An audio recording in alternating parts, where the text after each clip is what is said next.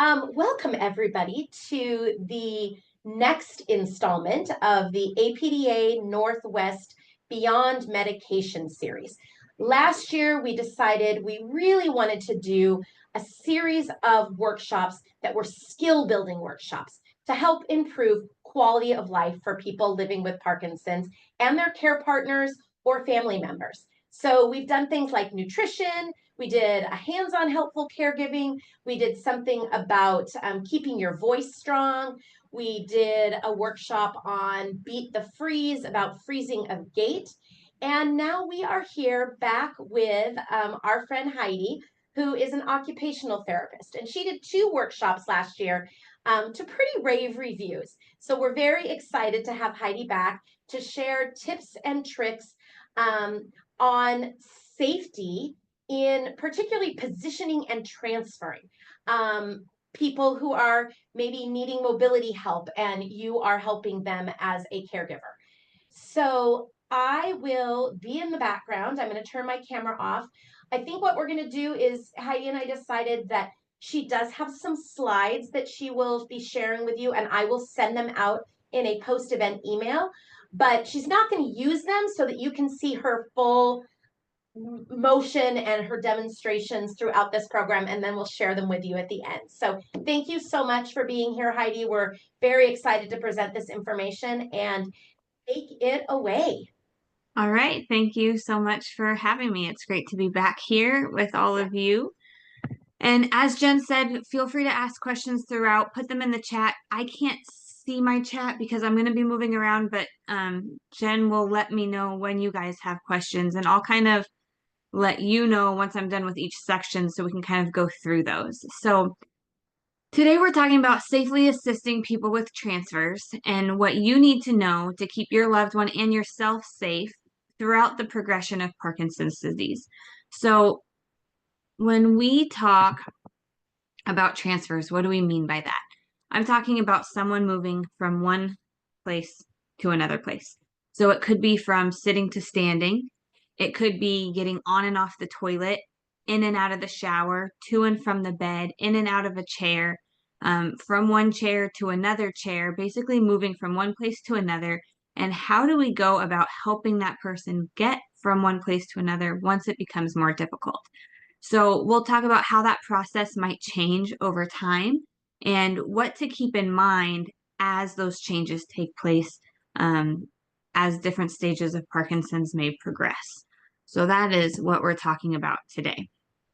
There are a few general components to remember when talking about transfers, and I'll go kind of through the person being transferred and then the person assisting, and kind of these are components that we want to keep in mind no matter what the stage of progression of the disease is, no matter what type of transfer we're doing.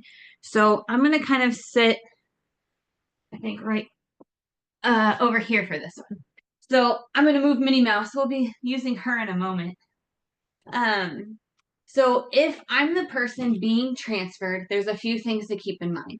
One is to scoot forward on the sitting surface. So if I'm sitting at the back of the couch, at the back of the chair, it's going to be a lot harder to get up from the couch or from that chair. I can't get my legs under me. I'm not in the right position to do so. So one thing we want to do is have them scoot forward. If they have a difficult time scooting forward, there's a couple ways we can help them. First, I always tell people to lean back against their seat and kind of push their back, and that will push their hips forward. So if someone's able to lean back and kind of push their hips forward and then sit up, that's one way to help.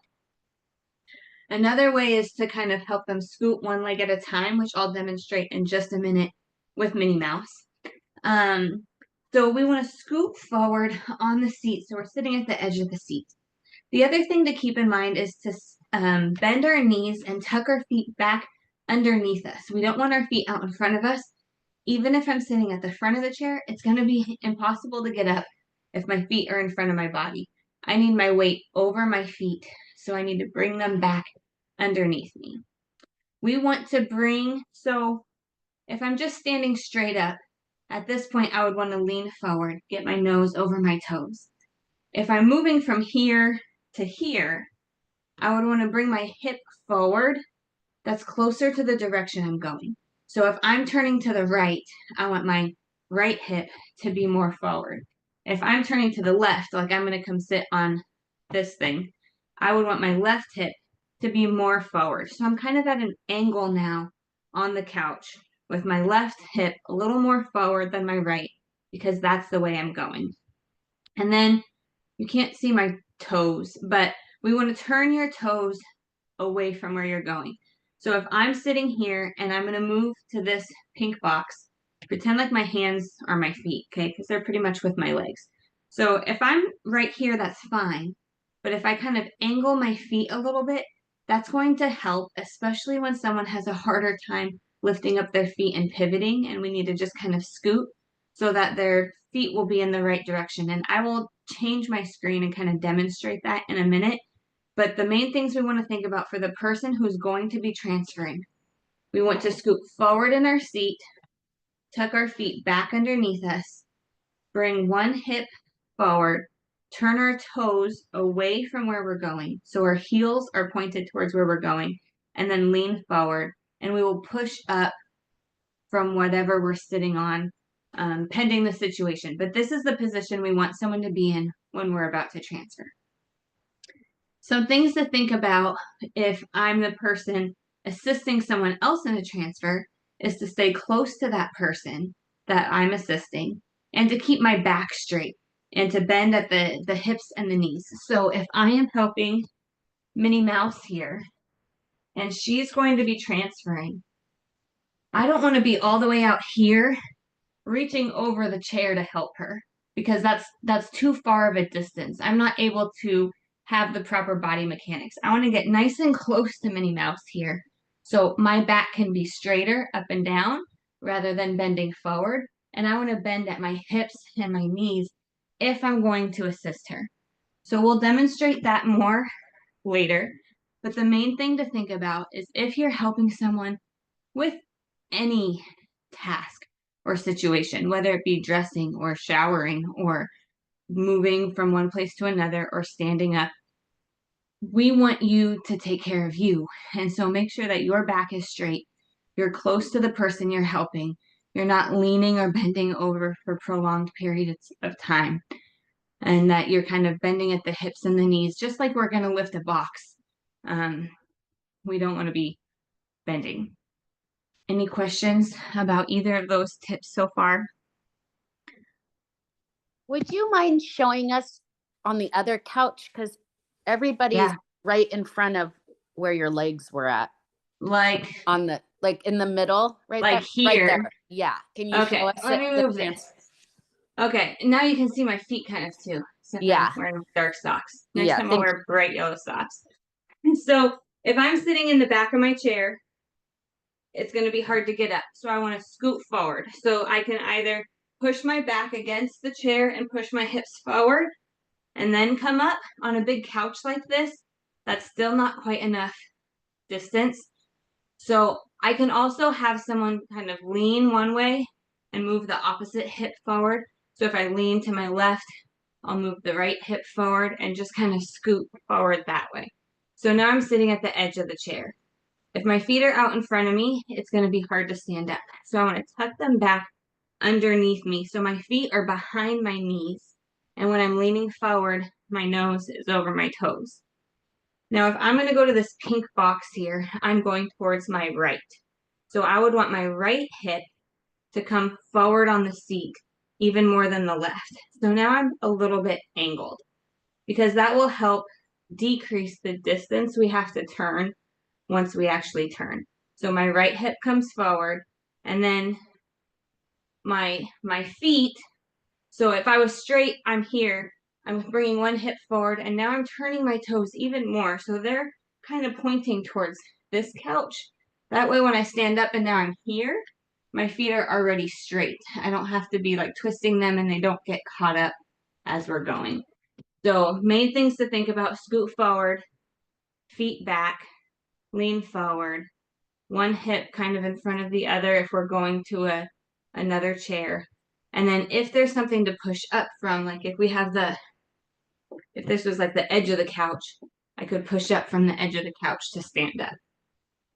And then for the person assisting, we just want to make sure that I can't stand up, but you know, you're kind of in this position or one foot in front of the other. We'll talk more about that once we get to doing actual transfers. But we just want to make sure we stay close to the person we're helping and not bending our backs. Thank you. Yep, thank you. Some general components of things not to do when helping someone move around in the bed, get up from a chair, transfer from one place to another. We'll use Minnie Mouse here.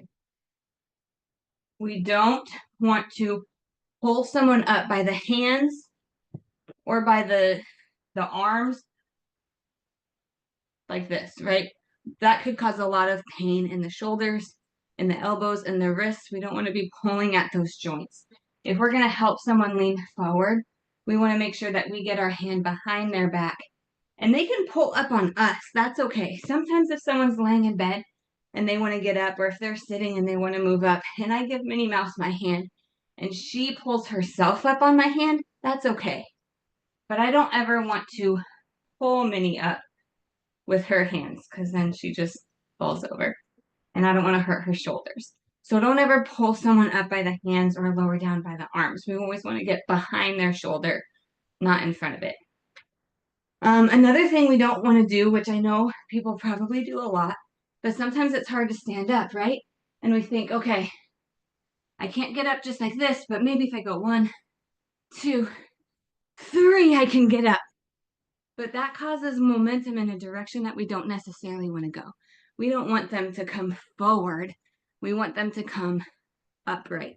So by going through those steps we just talked about is going to help someone slowly and more stably stand up versus the rocking momentum. And if you're in a place where you just need that momentum, there's other ways we can assist and adapt the environment to make it to where you don't have to do that. If I'm the one helping someone, I don't want to be bending over them. I don't, like I said before, I don't want to be kind of bending my back and moving this way. And I don't want to, if we have a wheelchair or a walker, I don't want to help someone get from one place to another if the brakes are not locked. You'd be surprised how often that happens. I know sometimes people feel like they want to move the chair partway through the transfer to get it closer so they can get closer, but then too many things are just moving and there's no stability or security. So if someone's going from a couch to a wheelchair, make sure that wheelchair is locked. If someone's going just standing up with their walker, but it has the 4 wheels and the seat and the brakes, we want the brakes to be locked. So don't pull someone up by their hands or arms. Don't rock back and forth and get that momentum to stand. Don't bend over somebody, and don't keep the brakes unlocked when helping someone. So just a couple things, big no-nos. All right. So now I kind of demonstrated this, but we're going to just go through the whole process. So if someone's I'm going to discuss with you a couple different types of transfers that we generally do and talk about in the therapy world. Which is things that you guys do in real life. So the first is just sit to stand, and that's just going from sitting to standing. So pretty much what I demonstrated. If I'm sitting back here, I'm going to scoot forward on the chair. I'm going to lean forward, tuck my feet back underneath me. If I'm just standing up and I'm not swiveling or scooting to another surface, I can keep my feet straight. That's fine because I'm not going any other way. I don't need one hip in front of the other because I'm just standing straight up in front of me, okay? So I want my feet tucked back, lean forward. If I could be somewhere with armrests, or if the couch had like the armrest on the side of the couch, I wouldn't want to sit in the middle, right? I would want to sit on that side so I can use that armrest. So we'll pretend that this is here. So I can lean forward. I can use the chair or my leg to lean forward and push up. And then we could stand up and reach for a walker. If someone uses a walker, we don't necessarily want to hold the walker to stand up because the walker isn't heavier than the person. The walker isn't going to be super stable. And yes, you could be there holding the walker down, but if someone's pulling up, there's going to be less stability than if they're leaning forward and pushing. Once they get to here, their weight is now over their feet. So then we can reach up for the walker, hold on to it, and continue to stand and be ready to go. So those are kind of the processes for sit to stand. If I was going to help Minnie Mouse go from sitting to standing, I'm going to be kneeling here just so you guys can see me and I can be closer to her, but obviously I wouldn't be kneeling because she would be bigger, right? So if Minnie Mouse is against the back of the chair and she's having a hard time scooting forward, she can maybe get to here, but I want her to come closer to the edge of the seat. What I was talking about before with like leaning and shifting, I can have her lean to her left because that relieves some pressure and weight off of her right hip. And then I can grab the back of her hip and shift it forward.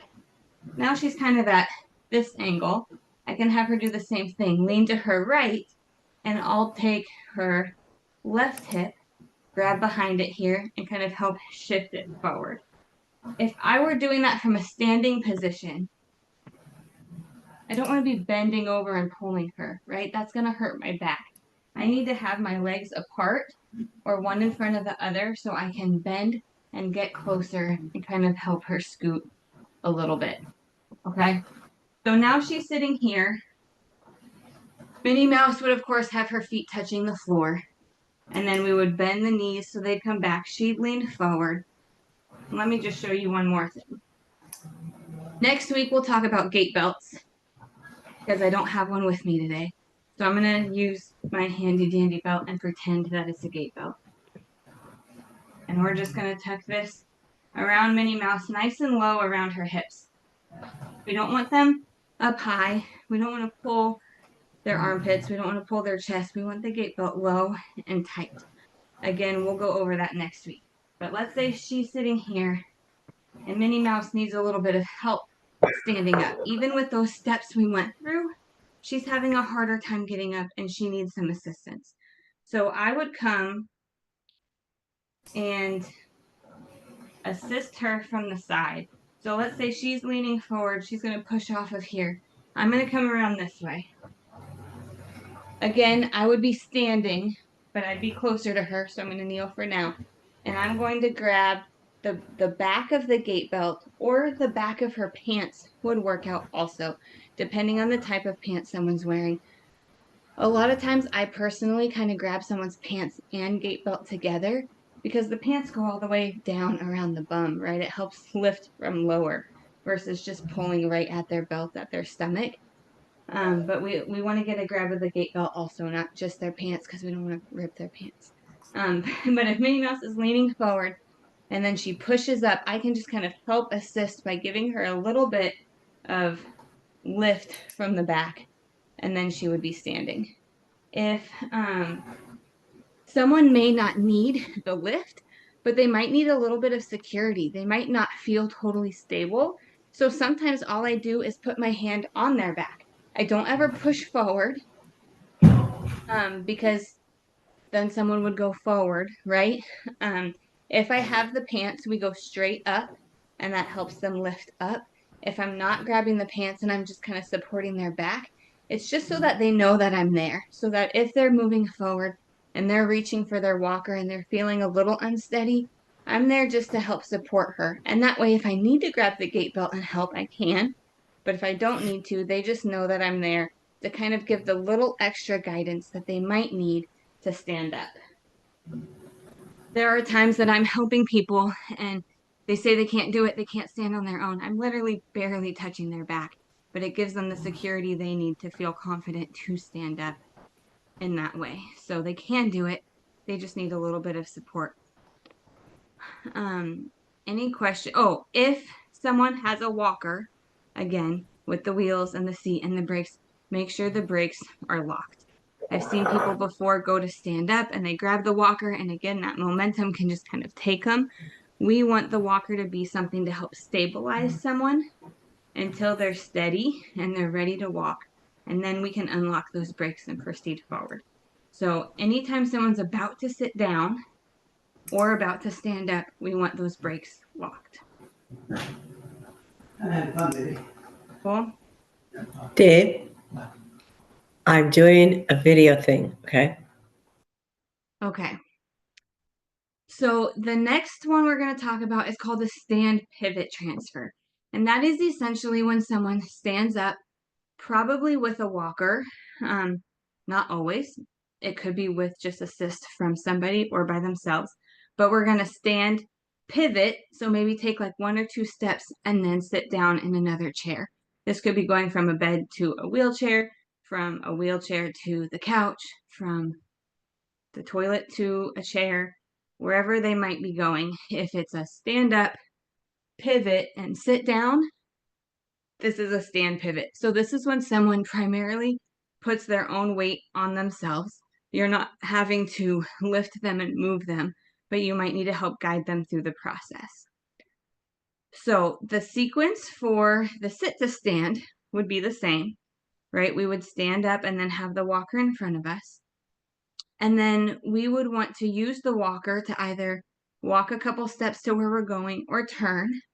And then we want to make sure, okay, I'm going to stand up. You're not going to see the top half of me, but you don't have to for this part, okay? And I'll do it kind of in a couple different positions here. So if I'm going to go sit from, I'm going to go from this pink box to this chair, okay? So if I'm the person doing the transfer, like being transferred, I would scoot forward, tuck my feet back underneath me, lean forward, push up, and then I would hold on to my walker, okay? Once I'm here, I'm just going to do a little turn. I want to make sure that the back of my legs are touching the couch before I sit down. So that's step 1, both legs, because if I have one leg touching, I might end up halfway between, and that's not where I want to be. So we want to turn and make sure that we're back against where we're going, the chair, the couch, whatever it may be. And then I'm going to lock my brakes if I'm using a walker with brakes. And then I'll reach back towards where I'm sitting to help me sit down. So that's kind of the process. If I'm going from here to here, same thing. We would scoot forward, tuck the feet back, lean forward. If I needed some help lifting up, it would be that same process we just talked about for the sit to stand. We lean forward, stand up, then grab the walker. Then I could turn with the walker, lock the brakes, make sure my legs are back against that box, reach back and sit down. So that's kind of the sequence for the stand pivot. If I'm assisting someone through that, we would want to use the gait belt. So again, we'll talk more about that next week, but we would want to use that just to help support them as they're turning. Or potentially the back of their pants just to help kind of stabilize someone. We could keep a hand on their back to keep them steady. We could hold the walker. So sometimes, even though we're pushing up from our seated surface and then grabbing the walker, it might feel a little wobbly if I'm not super steady yet. So I could be the person helping, and I could be kind of holding the back of their pants to help them get up, while with my other hand holding the walker steady, so that when they do reach for the walker, it is nice and steady and not going to go anywhere. So that is okay. And then we want to make sure that the brakes are locked both before standing and before sitting. A lot of times people don't understand the locking of the brakes before sitting because they'll just kind of move it out of the way and sit down. But we want to lock the brakes, sit down, and then if we want to move it out of the way, we can unlock it and move it. But that way, as we're transitioning from the standing to the sitting, there's chances to become unstable. And if we're going to become unstable, we want something stable to hold on to. So we want to make sure that the walker brakes are locked. Make sense? Okay. Now we'll talk about squat pivot transfers. These are the fun ones. So this is when someone is having greater difficulty, maybe further along in the progression, maybe they're having a day that they're feeling a little more weak. They're not able to quite stand up on their own 2 feet and their own weight, turn, pivot, and sit back down, and they need some help. But you can't just lift them up and turn them and put them down. So we do what's called a squat pivot. So they don't totally stand, they get kind of in a squat position. So instead of standing, turning and sitting, we'll just kind of squat, turn, shift, and sit down. So we'll go through that process. We want to follow the general tips to remember for the sequence for positioning. So when we talked at first about scooting forward, tucking the feet, bringing one hip forward and pointing the toes, this is when the bringing the one hip forward and pointing the toes comes into play. So when we're trying to help someone position themselves to be ready to transfer from one place to another, that's how we want to help support their positioning. The person being transferred will lean forward and shift their weight into their feet to support their weight. So they're not standing, but they're getting to a position where once you help lift a little bit, their weight is still mostly over their own feet. So their legs are still supporting them, even though they're not fully standing. And then we would want them to reach toward the surface that we're moving to. So let's say I'm here on this pink box, and I want to move and sit on this couch, and then we'll do it on the other side too. But first of all, let's say this pink box is not a pink box, but a chair or a wheelchair with arms.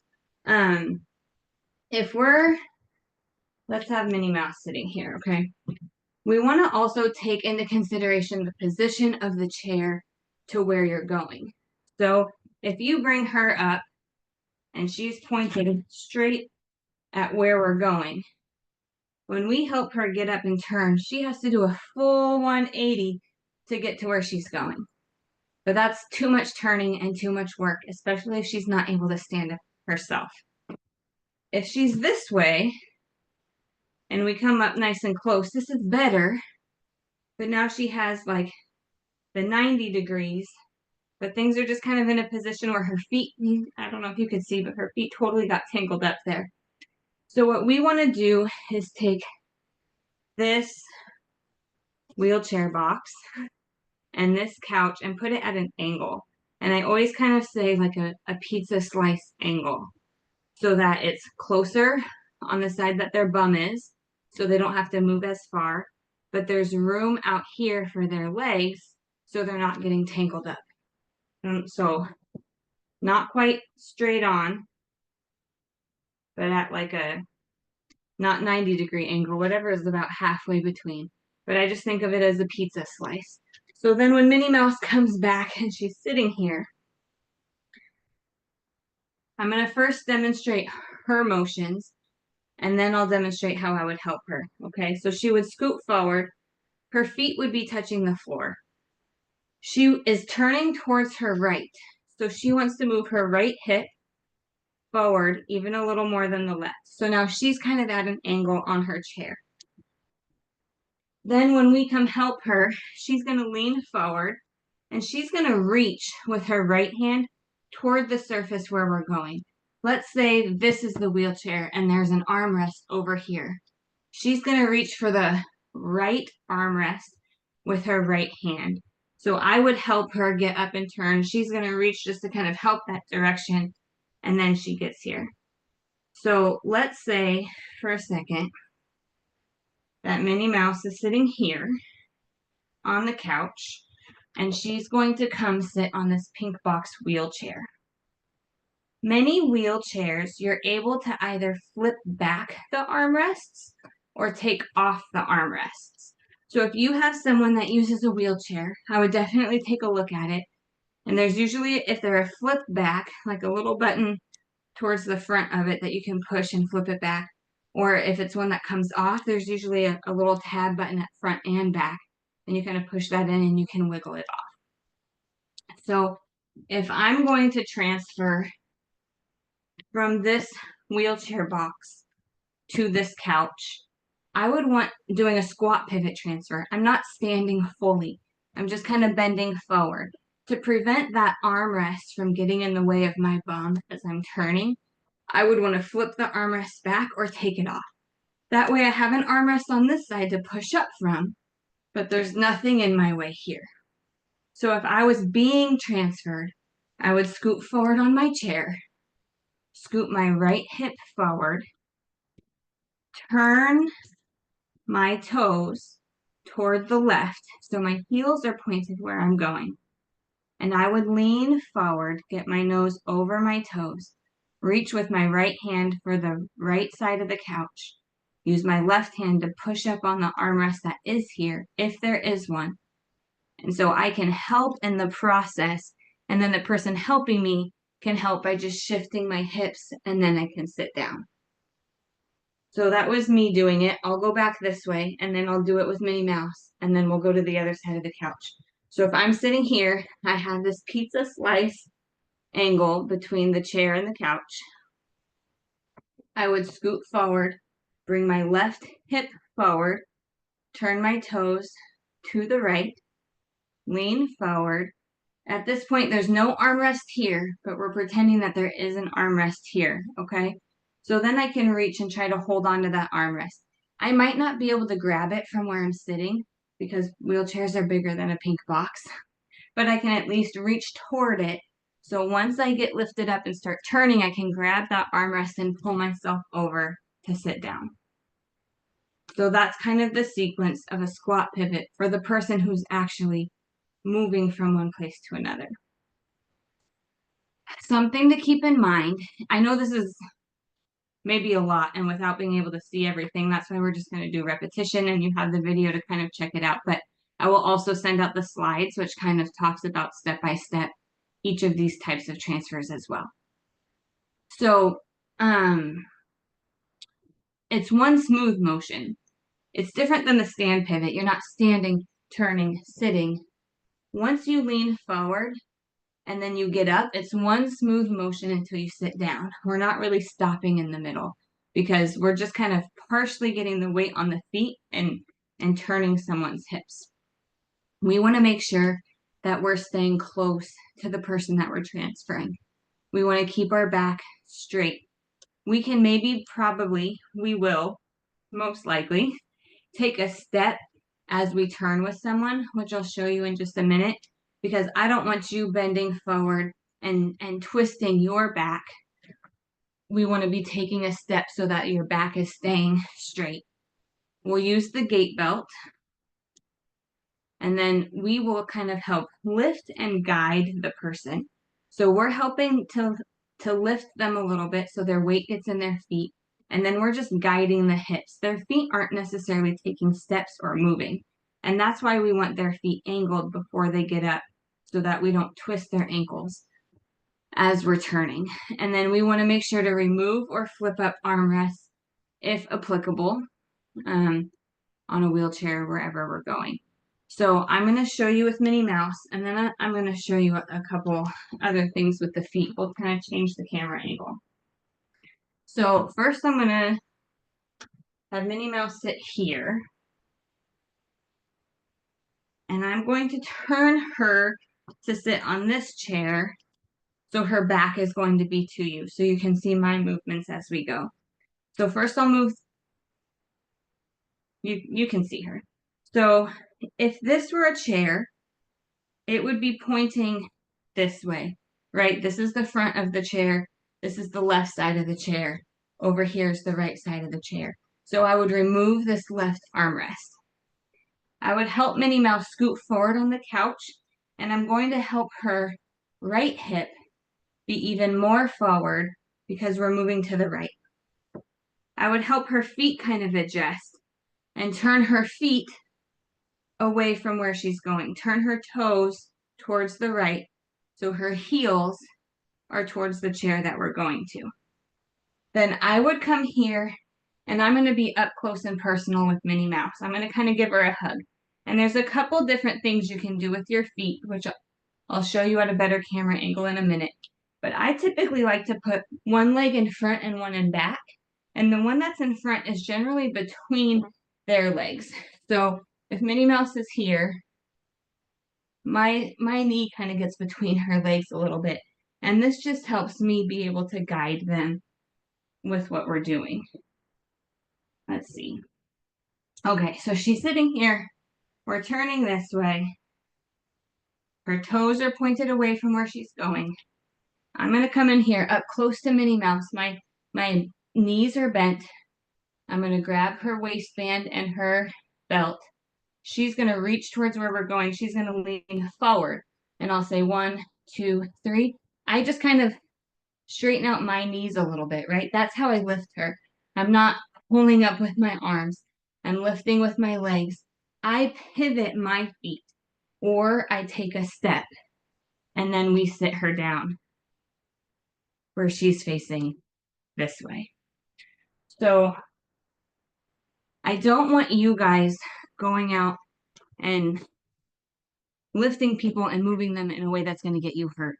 But I want to show you the tips and techniques to where if they need some more help and guidance with getting from one place to another, these are the things to keep in mind to do. So I'm going to, I don't know, could you guys see that angle? Do you want me to do it from another side or place? What do you think? We're okay? Okay. I'm going to just show you my feet a little bit. So I'm going to turn this down and I'm going to sit over here. So if I'm going to move, let's say I'm the person being transferred, okay? I'm going to move from here to here. So I want to scoot this right hip forward, and then I want to turn my toes to my left. That way, when I lean forward, my hips can be shifted by the person helping me, but I don't really have to move my feet, and they're still in a comfortable position. So this is the reason why we point those toes, because if I'm having my toes totally straight, and then I get moved and I'm going this way, this is twisting my knee because my feet aren't moving. I'm not able to lift my feet and I'm getting stuck and twisted as I turn and sit down. So that's why it's super important to turn the toes away from where they're going. Bring that hip forward, turn the toes a little more so that once my weight is over my feet, I don't have to move my feet. I can sit down, and that way it didn't bother my knee at all because my feet were in a good position and they're not getting tangled up. If I am the person helping someone, I need to be able to get to their level because they're sitting and I'm standing, right? I don't want to bend forward. So I'm going to be here. My feet might be kind of a little wider than shoulder width apart to help them lift up. And like I said, it might be one foot in front of the other. This is typically how I do it because I like to have one knee kind of between their legs to separate. I'm going to bend down and lift this way. As I turn, I pivot my feet and then come down because I can pivot my feet, right? They might not be able to move theirs, but I can move mine. Or if I'm moving someone from here to there, I might stand up and take a step this way, just a little step, right, to turn my leg so that I'm not twisting my back and keeping my feet in the same position. Hopefully that makes sense to everybody. Any questions about squat pivot transfers? All right, so as I said, it's kind of just a progression. This might be applicable to some of you. It might not be applicable to some of you because they're still getting up and moving around or doing the stand pivot or walking with a walker or whatnot. But as things may change in the future, these are just tips to keep in mind of what to look out for. Okay, so there are some tools or ways that we can adapt an environment to help with these transfers. Like I was saying, I don't want someone rocking and standing up, and that happens a lot from the toilet.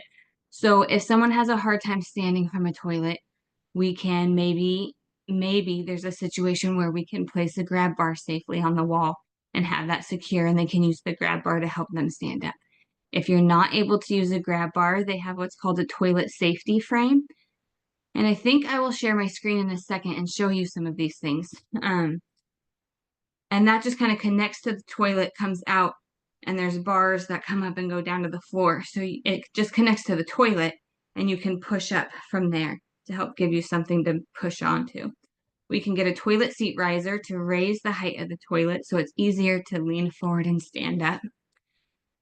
In the shower, we can use a shower chair, or if they have to get like over a tub edge, they have benches that go over the edge of the tub, or sliding or swivel seats. So we'll take a look at those.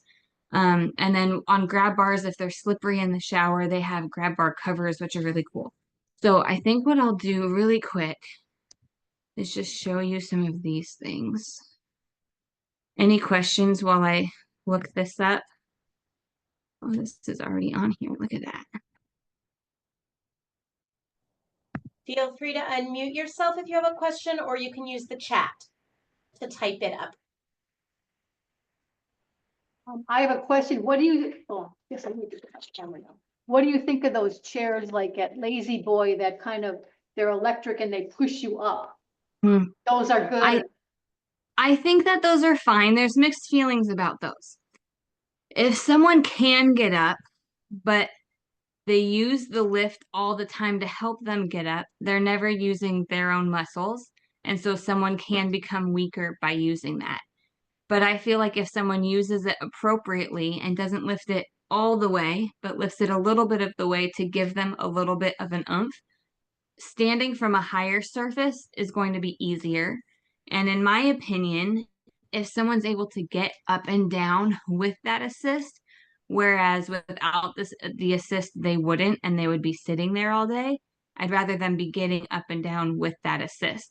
The other thing to think about is just cognitive levels, and can they safely, manage the chair, not lift themselves all the way up to where they'll slide out, or will they remember to lower the chair when they sit back down so that they are in a good seated position and not going to slide out. But I am a proponent of those chairs. I think that they're great, but I think that they need to be used with caution and used appropriately. Heidi, there was a question in the chat. Will you cover transfers from the wheelchair to the car seat? Yes, let's do that next week. Because that is another one, and I can show a video that kind of shows how we do that. So we can definitely do that next week. Perfect. Okay, I'm going to see if I can share my screen real quick. Share. Let's look at this. Do you guys see anything? Not yet. Okay. What about now? Okay. It's showing. Hold on, it's not there yet. There we go. Yep. Okay, so you see this Amazon chair. I do. Right? Okay. So these are ones that go over, let's say, a tub, or just from the outside of the shower to the inside of the shower to help someone kind of slide across. If they have a hard time stepping in the shower, they can sit on this blue seat. You can see my cursor, can you? Yes. Okay. So you can sit on this seat, and then there's like an unlock button and it slides over, so then they would be in the shower. Same thing with this white one. So essentially this is out of the shower. This is in the shower. You transfer, we can do a squat pivot, a stand pivot, whatever we just talked about, however the person needs help to get onto this chair. And then they can slide over to where they're in the shower. So then these bars might be out a little bit, but there's ways we can adjust the curtain to kind of help that stay, not make a mess. Then there's also this type. So this side, because it has the handle and the back, would be in the tub. And these two legs sit out of the tub. So there's not a sliding component, but someone can sit down on this seat and then kind of scoot themselves over into the shower or tub if needed. So this one looks like it is one that swivels also. So you could sit on it one way and then the chair can kind of swivel, or it is in a swiveled position. You sit on it to get a better angle for the transfer. Then you can swivel it so they're facing forward and then slide them into the shower. So there's all sorts of things that can help. This one swivels too, for those. Then I want to show you the toilet safety frame. Whoops.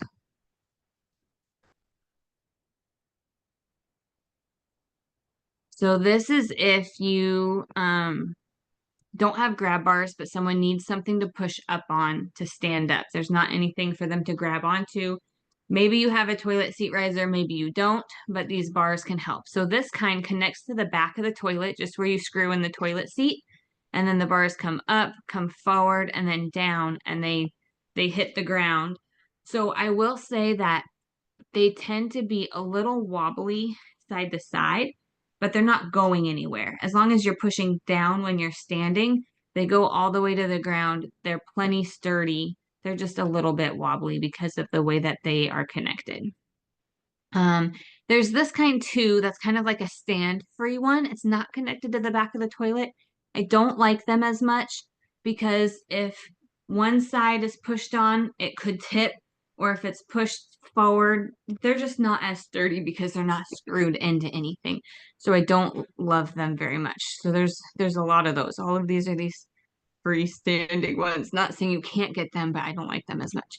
This is the same kind that screws onto the back, comes down. This one screws into the back of the toilet seat, comes up, down, and then rests on the toilet frame underneath the toilet seat. So same thing as this kind, but instead of going all the way to the ground, it stops here. Some people like it better because they feel like these bars get in the way on the ground. Some people don't. With this type, same thing, as long as you push straight down, it's totally fine. If you're really strong and you push out, there's a chance that it could come off of the toilet seat and cause problems, but I have never seen that be a problem. I've just heard that it could be if you push the wrong way. But if you push straight down, that helps someone stand straight up. So those are toilet safety frames. We can look at, whoops, toilet seat risers. My backspace is broken. Risers. Okay, just a couple things to think about toilet seat risers. I like the ones, again, that screw into the back of the toilet.